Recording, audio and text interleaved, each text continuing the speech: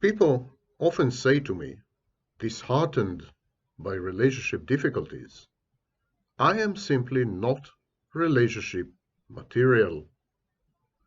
They sometimes say, I'm broken, I am damaged, I am not fit to be with other people. But of course, there are several underlying assumptions here. One is that there are bad relationships and good relationships, and that's quite true on the face of it. But it's important to understand that there is no such thing as a wasted relationship. Time is never wasted. Being in a relationship is a learning process, and you can learn from bad ones as you can from good ones. No one is universally adapted to all relationships. We each must strive to find an optimal or even suboptimal match. Many of us fail, let it be clear. Many of us fail. But worse, many of us compromise.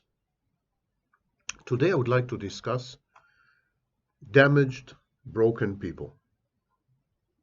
Now, there are two types within this group: people who are damaged and broken because they have mental health issues.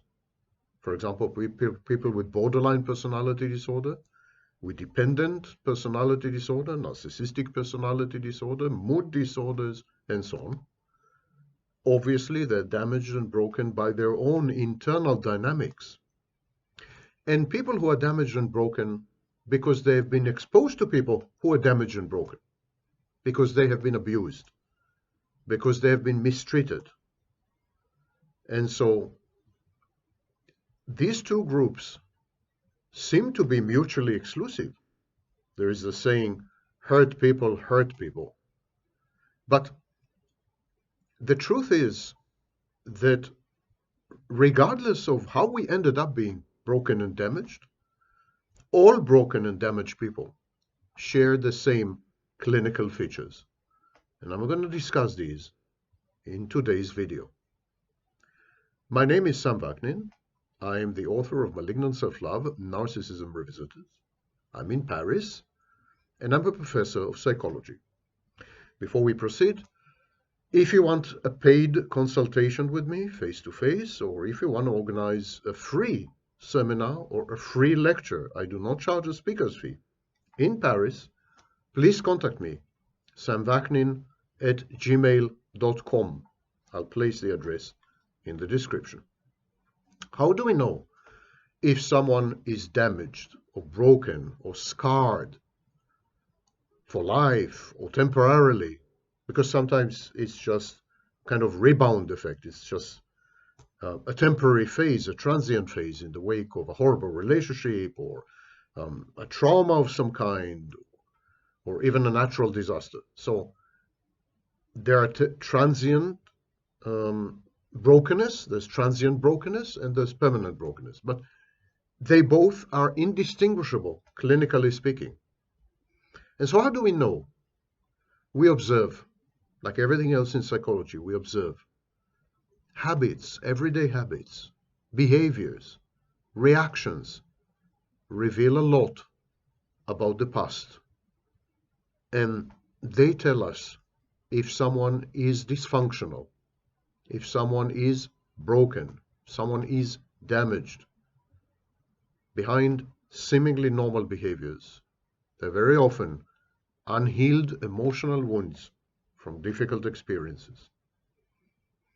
And so today I'm going to discuss these patterns that you should and can observe if you wish to make up your mind in a due diligence process, whether you want to be with someone or not, whether you want to develop a relationship with someone, or relationship of any kind, as a friend, as a coworker, as an investor, as a romantic, intimate partner, as whatever the case may be.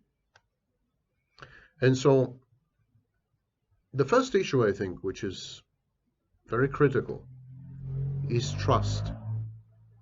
Trust is a key differentiator, a key difference between people who have it all together, people who are well put together, people who are healthy and normal, and people who have been impacted by abuse and trauma. So first, let me say that it is normal and even, I would say, advisable to be cautious, to ask questions, to delve deeper, to investigate, and in some cases, interrogate. These are all healthy behaviors.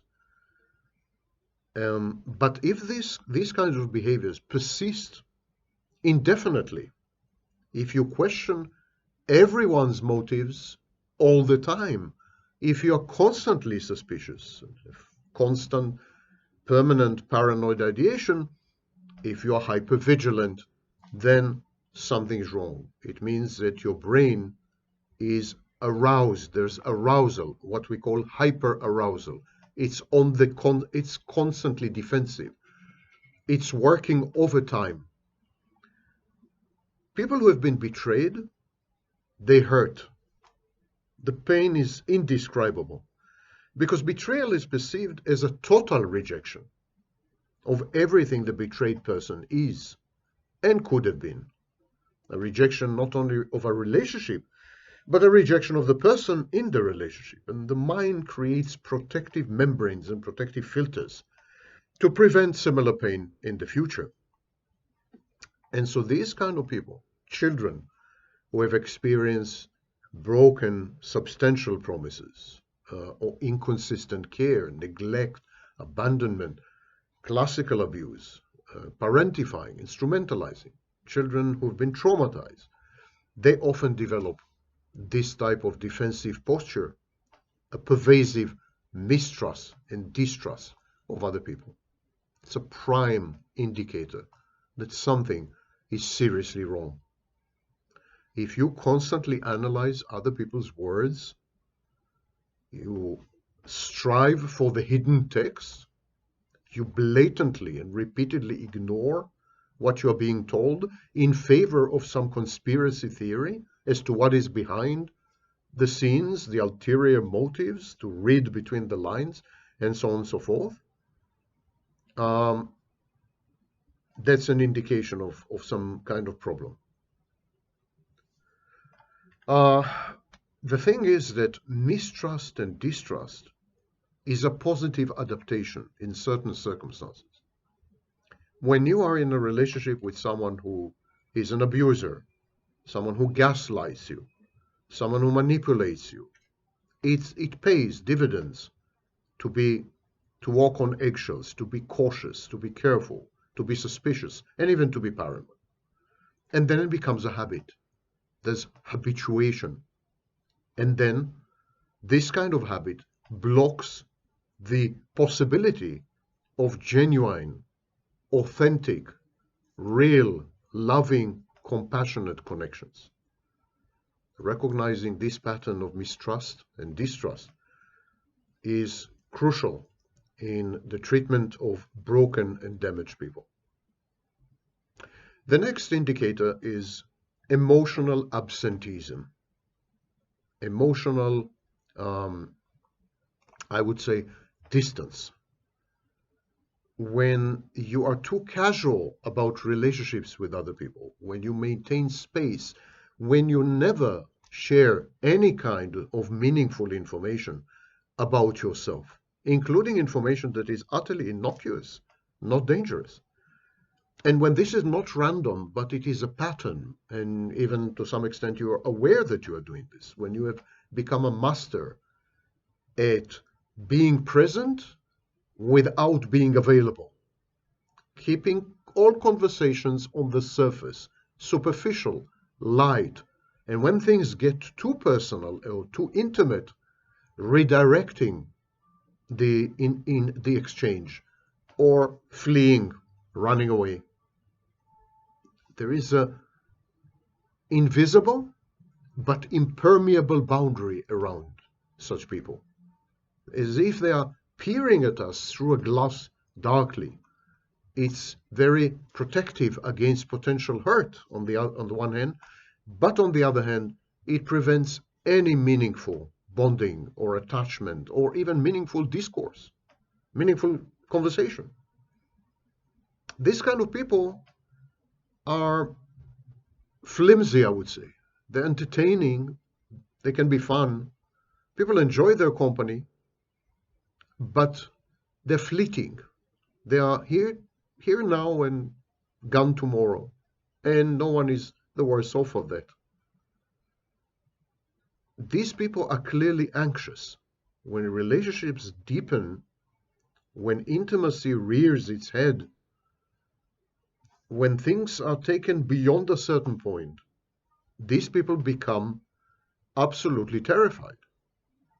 And the anxiety is overpowering and creates a flight response. They keep people who are damaged and broken sometimes keep other people at arm's length because they have learned to associate closeness and togetherness with pain. The pattern becomes so familiar that these walls, this solitary confinement feels like safety, not like isolation. And that's the second clinical feature. Of course, there's the classic abandonment anxiety. The clinical term is separation insecurity.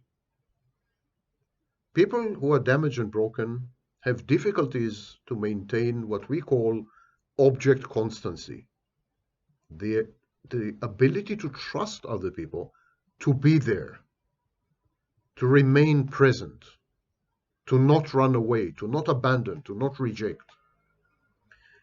And another group of damaged and broken people have difficulty to maintain introject constancy. They are very bad at internalizing the presence and the features and the characteristics of other people, creating an internal representation of these people so that they never feel alone. In some mental health disorders, such as borderline personality disorder, there is a failure in the formation of introjects. The borderline is incapable of creating avatars or representations or handles or snapshots or introjects of other people in her mind. And so when they're not there physically, they're gone, out of sight, out of mind, and this creates a lot of anxiety and sometimes even rage and aggression. So the brain in this case has been conditioned by repeated neglect, rejection, and abandonment. There's a sinking feeling that if someone doesn't text back right away, or if someone is on the phone for too long, or if someone is on a trip and it gets extended by one day, they're about to vanish altogether, never to be seen again. And this is a form of overanalyzing or overthinking. The brain goes into a loop. It expects the disappearance of the counterparty. It expects other people to just vanish. And the brain scans constantly for signs that someone is pulling away, someone is about to break up, someone is about to go, never to return. And this is vigilance. This hypervigilance stems from significant losses or from relationships in the past that were highly unpredictable, including relationships with intermittent reinforcement as the main feature of the relationship. The fear manifests in a variety of ways, like everything else in human psychology. There are numerous guises and disguises of the very same thing. Some broken and damaged people check in excessively. Some scarred people scarred by previous relationships, need constant reassurance and they become clinging and needy. Others end relationships, abandon and reject preemptively. I'm going to abandon you before you abandon me. The body keeps the score. The nervous system remembers the intolerable pain, the excruciating pain of having been left, having been so utterly and totally rejected. The conscious mind knows the situation is different. The conscious mind is not in control. The limbic system is, if you wish. The protective mechanism is there to protect the individual, to spare the individual from repeating these past hurts, because at the time they were perceived as life-threatening and critical. Another interesting sign in the case of people who have been damaged or hurt in previous relationships is what we call autoplastic defenses. It's a tendency to assume blame and responsibility and to hold oneself in charge of other people's happiness and well-being. This is setting yourself up for failure. If you're in charge of other people's happiness and well-being, then you will constantly fail, guaranteed. And so there's a stream of apologies. Sorry, I shouldn't have done it. Forgive me, time and again, hundreds of times a day. In the majority of cases, an apology is not called for. It is a bit of a grandiose defense, a bit of a narcissistic defense, because there is this assumption, in internal, hidden, subtle, unconscious assumption that you are in control. There is such a terror, such a fear of losing control that the individual assumes imaginary control over other people. And then when things go awry, when they go bad, he feels or she feels guilty because they're in charge. They're in control. They're the masters. They should have gotten it right. Apologizing for everything. When you reflexively say sorry for anything, for taking up space, for having entered the room, for having needs, for expressing emotions or opinions, anything. Sorry, sorry, sorry. I apologize. Forgive me. And this habit develops when people have learned that preventing conflict means taking blame. Whether the blame is deserved or not, conflict aversion is there. So, by apologizing, there is a preemption of conflict. We see, for example, children who are raised in unpredictable environments. They develop this kind of response. They develop autoplastic defenses. Constant apologizing becomes a preemptive strike against potential anger or potential rejection. When you apologize automatically, it's a strong indicator that you are terrified, you're afraid, you're anxious about what might happen if you were not to apologize. Ask yourself, was there actually a mistake? Was there anything I could have done? And if the answer is no, then why are you trying to minimize yourself? Why are you trying to make yourself microscopically small, so small that you're no longer noticeable and therefore cannot serve the target of anyone's ire or wrath or anger or rage? This kind of awareness can break the cycle of unnecessary guilt, can roll back autoplastic defenses and rebuild a sense of deservingness. It's a bit of a work, but all the problems that I'm mentioning are actually treatable and the prognosis is pretty good. So I advise you to attend therapy to cope with all these issues. The next one is a classic. If you're unable to set boundaries, on the one hand, you're wide open to invasion, intrusion, penetration, takeover, hostile or not. If you're this kind of person who is unable to put your foot down and insist on what's good for you and punish, penalize, or reject what's bad for you, if you have no boundaries, that's a sign of brokenness. And on the other hand, if your boundaries are too rigid, and I would even say punitive and sadistic, that's a sign of brokenness. The middle ground, in terms of boundaries, the middle ground is very important. Saying yes when you actually feel like saying no is not about being nice. It's not about placating other people. It's not even about averting conflict. It's a survival strategy, something you have learned when you have felt that setting limits could be absolutely dangerous and life-threatening. And so you keep saying yes. Your calendar fills with commitments that drain you completely. Your own needs remain unaddressed. You neglect important things and people in your life because you are absolutely, absolutely horrified by the idea of saying no. You catastrophize the negative response. You think that saying no would bring on a cataclysm, a disaster, and a punishment the likes of which has never been heard of. This pattern emerges when early boundaries or boundaries in early life were not respected or were even perceived as aggressive. When you were not allowed to separate from, for example, your parental figures. When you were not allowed to become an individual. When you were emotionally blackmailed into remaining merged and fused in a symbiosis with your parents. When approval seemed to be conditioned on compliance and love was a mere derivative of servitude. The temporary relief of avoiding conflicts masks the long-term exhaustion of living for others. This is a big part of what is known as people pleasing.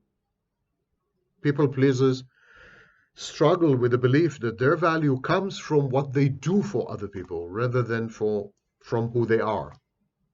It's the service that renders you lovable, not the servant, not you. You need to break this pattern. Start small. Say no to minor things and grow from there. All this is part of a larger pattern of conflict avoidance. Conflict avoidance emanates from conflict aversion. Aversion is the affective part. It's simply a feeling that conflict is an issue of survival, that any conflict can and will escalate to the point that it will be out of control and will absolutely consume everything and everyone, you included. Conflict is perceived as life-threatening, and it needs to be avoided at any cost. When tensions rise, you change the subject. You're not only being polite, you're not only being nice or kind or diplomatic, you're afraid. Your body, pay attention to your body at such moments where your body is reacting. Whenever there's disagreement, whenever there's criticism, whenever you have a different opinion, at that point, your body is reacting as if you're faced with a tiger, with some kind of danger.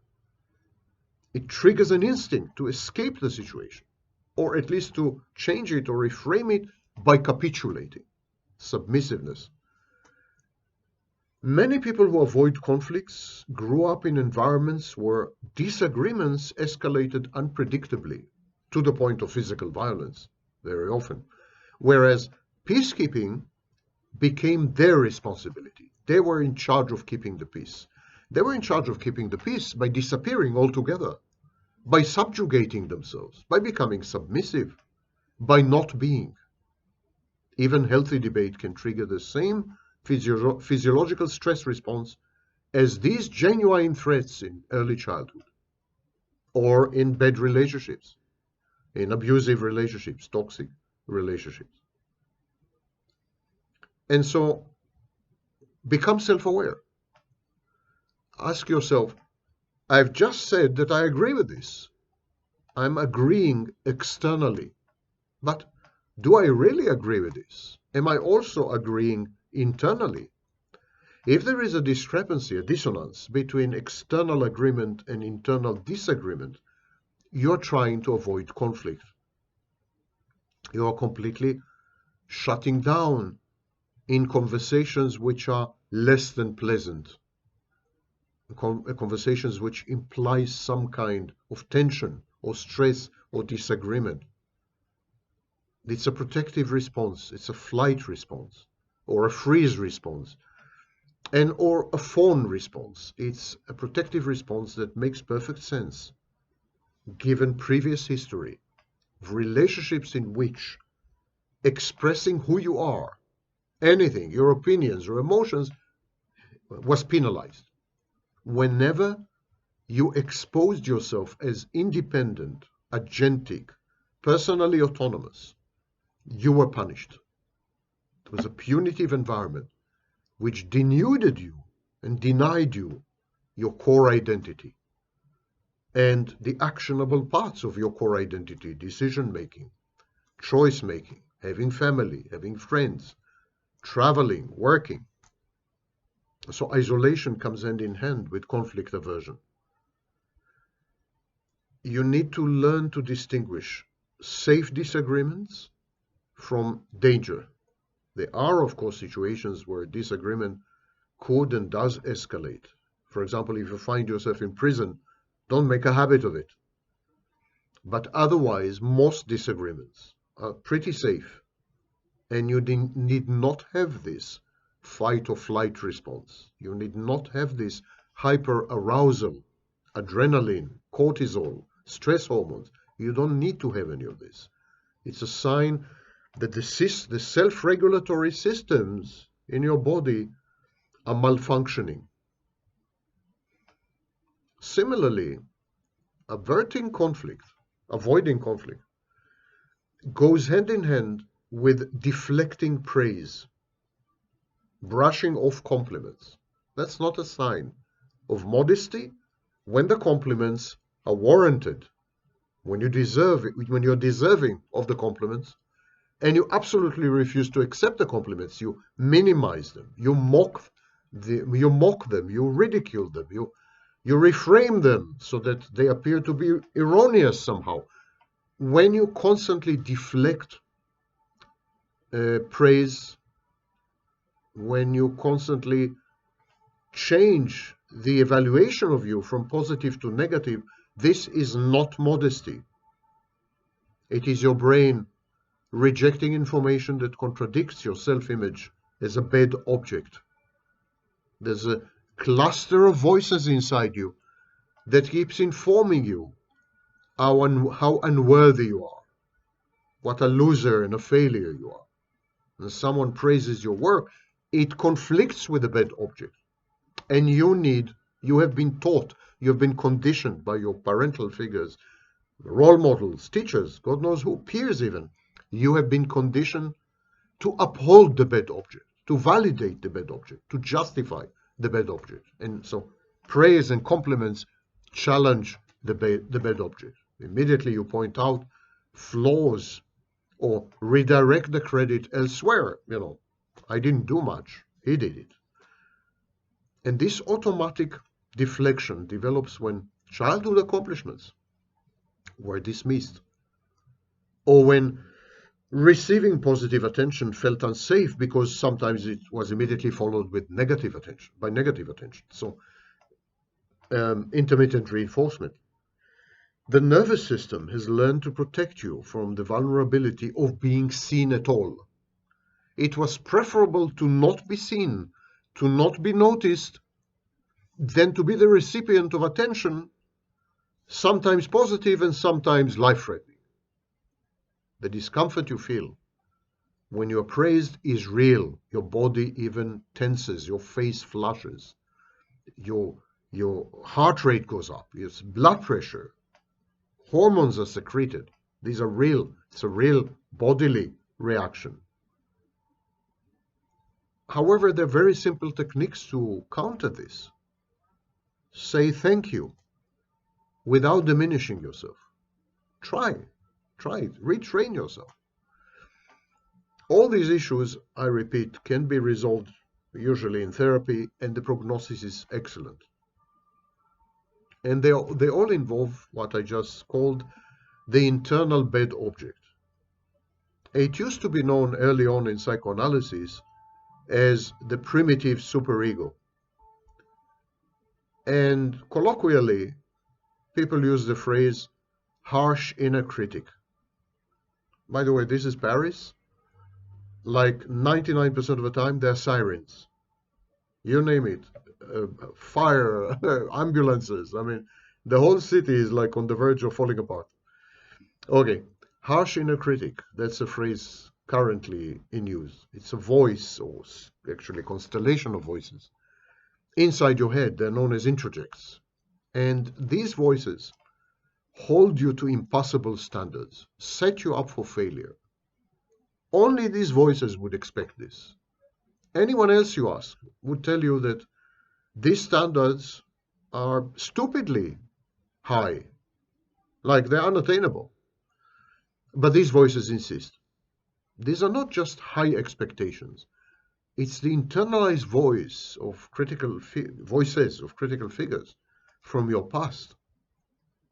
And sometimes your defense against these voices is to become a perfectionist, because perfectionism has two benefits. Number one, you never finish the job because it's never perfect. Imperfection guarantees lack of completion, and as long as you delay the completion of the work, you can't be subject to criticism and denigration and ridicule. And the second advantage of perfectionism, should a task be completed finally in the distant future, imaginary future, you will have been rendered, by the completion of the task, you'll been rendered a perfect being. Perfect beings are never exposed to criticism and ridicule. They meet these high standards of the internalized bad object, the internalized disparaging and critical voices. So perfectionism is a protection against external criticism that has been internalized. External criticism that had become embedded in your mind and now is operating from within rather than from without. If you criticize yourself first, if you are harsh on yourself, if you criticize yourself the hardest, no one else's judgment is going to hurt you. You're going to outdo them all. You're going to be your own biggest critic. This inner critic believes that it is keeping you safe, that it is keeping you, ensuring your success. It's like a tough love voice. So sit down, sit back, and listen. Just listen to the way you talk to yourself, to your self-talk. Would you speak to someone the way you're talking to yourself? Would you apply the same standards, the same implacability, the same harshness? Would you be that critical? Is that the way you communicate with other people? Probably not. The critic developed to help you survive difficult circumstances. But if you want to heal and if you want to silence the critic and replace it with a loving, self-loving, authentic voice, you need to recognize the existence and the speech acts of the harsh inner critic and silence it, because it's a liar. The harsh inner critic is sadistic, it's an enemy, it wants you dead emotionally and otherwise. It's not a friend, and it lies. It does not hesitate to lie, to reframe reality, to invent all kinds of things. It tries to impact your reality testing, tries to divorce you from reality. For some people, all this is too much, and they develop what we call emotional numbness. As I was telling you, emotional numbness or reduced affect display. When you feel disconnected from your emotions, disconnected from any emotions, you're not just chilling. It's not just, I'm impervious. I'm impermeable. I'm invulnerable. I couldn't care less. That is not the truth. Emotional numbing is a sophisticated defense mechanism of the brain. When emotions are felt to be overwhelming, they become too dangerous to experience, let alone express. And the mind learns to disconnect this module and to render you detached from threatening waves, threatening affective ways. So emotion dysregulation actually precedes emotional numbing, and emotional numbing precedes the reduced expression of emotions, facially and body language and everything. And this is known as reduced affect display. All these are common in people. who are broken and damaged, people who have been seriously impacted by relationships which have shattered them, taken away from them their core identity and their self-confidence and self-esteem and sense of self-worth and ability to regulate everything, emotions, moods. And so this protective response usually comes about when expressing emotions has been punished. Like every time you express emotions, it was followed by some kind of punishment. Banishment, silent treatment, physical punishment, psychological torture, verbal abuse, you name it. Whenever you express emotions. Expressing emotions is being true to yourself. Whenever you've been true to yourself, whenever you sustained your identity, whenever you shoved it, rubbed it in people's faces, so to speak, they came back at you. They took you down. They trampled on you. So you've learned to associate emotions and their expression affects with punishment, with rejection, with being overwhelmed, and with the absence of any kind of support. The brain essentially created a circuit breaker that trips before emotions become too intense. Numbness is experienced as being flat, feeling flat, having trouble identifying even how you feel or if you're feeling at all, experiencing emotions physically, tension, fatigue, without the corresponding feelings. It's like your body does the emoting, not your mind. And this protective barrier did serve you once. Everything in this list used to be adaptive. Everything in this list guaranteed your survival to this very minute. You are alive because you have been using these things. But it's time to let go. The danger has passed. Your tormentors and abusers and torturers are long gone. You need to reacquire life. You need to embrace life where once you have rejected it. You need to develop a core identity. And you need to be you without fear and bias. And of course, this is a tall order. And some people say, rather than be me, I'm going to do me. Or in other words, rather than be, I'm going to do. Action displaces being. Like if I'm active, if I'm busy, I don't have time to think. I don't have time to be hurt. I don't have time to experience pain.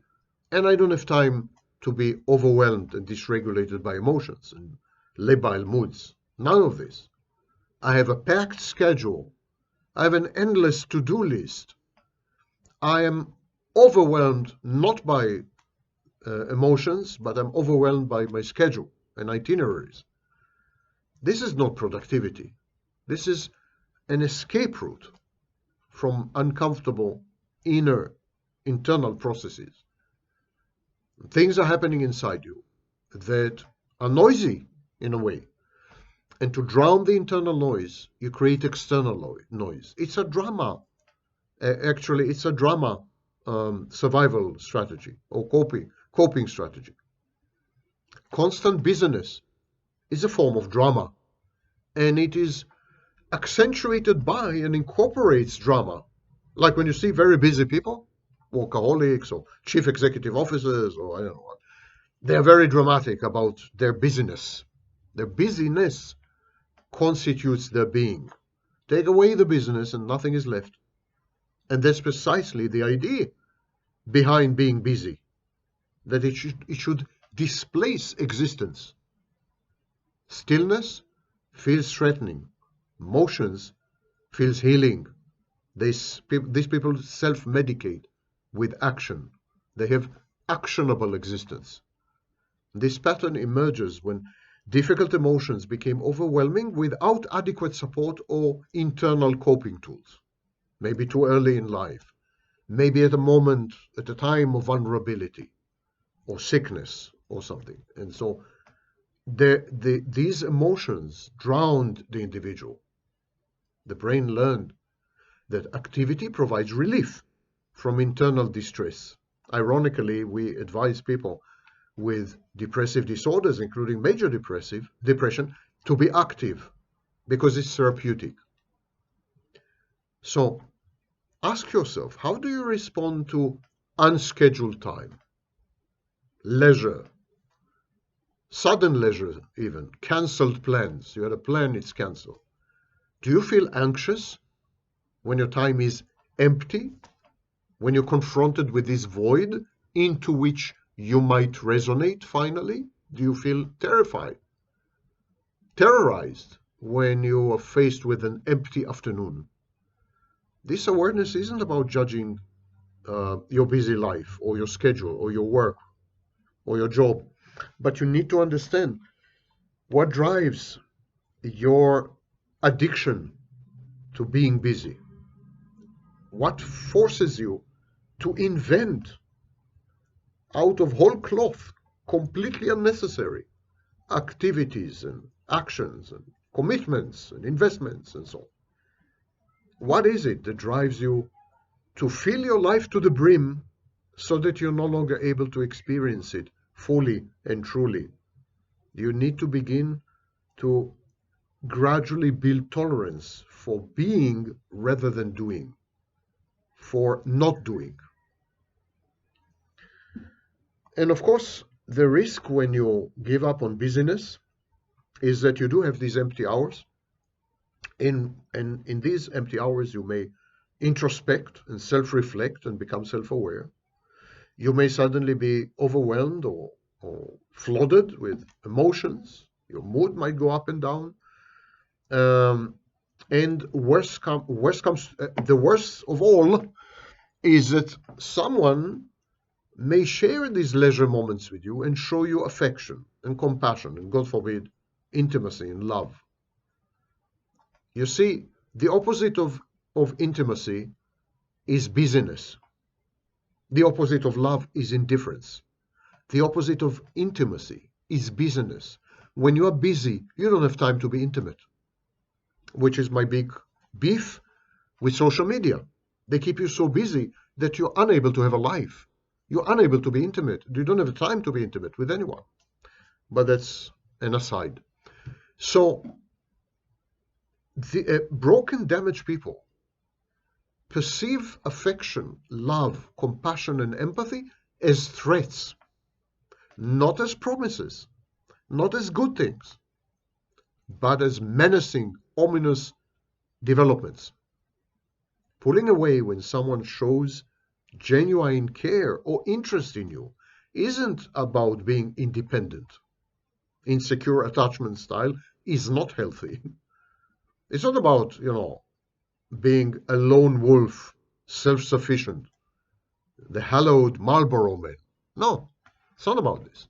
It's a protective system. It is an indication of weakness, not of strength. It is this protective system is in action because there is a perceived vulnerability in you.